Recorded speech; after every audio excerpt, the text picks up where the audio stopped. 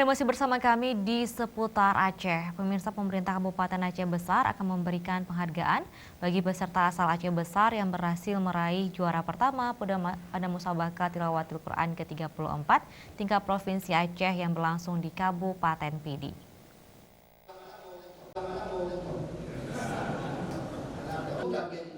Pernyataan itu disampaikan Bupati Aceh Besar Insinyur Muardi Ali saat melepas langsung kontingen Musabaqah Tilawatil Quran dari Kabupaten Aceh Besar di Masjid Lam Tengah, Kecamatan Ingin Jaya. Menurut Muardi, pemerintah Kabupaten Aceh Besar akan menyiapkan bonus kepada para peraih juara pertama dalam sejumlah cabang yang dilombakan. Adapun bonus yang telah dipersiapkan yaitu uang tunai sebanyak 20 juta rupiah plus tiket untuk melaksanakan ibadah umrah ke Tanah Suci.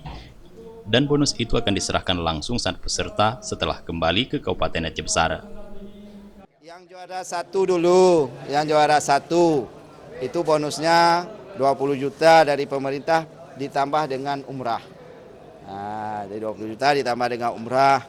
Mudah-mudahan ini juga menjadi spirit ya bagi anak-anak kita untuk supaya terus melaksanakan musabaqah ini dengan semangat yang luar biasa.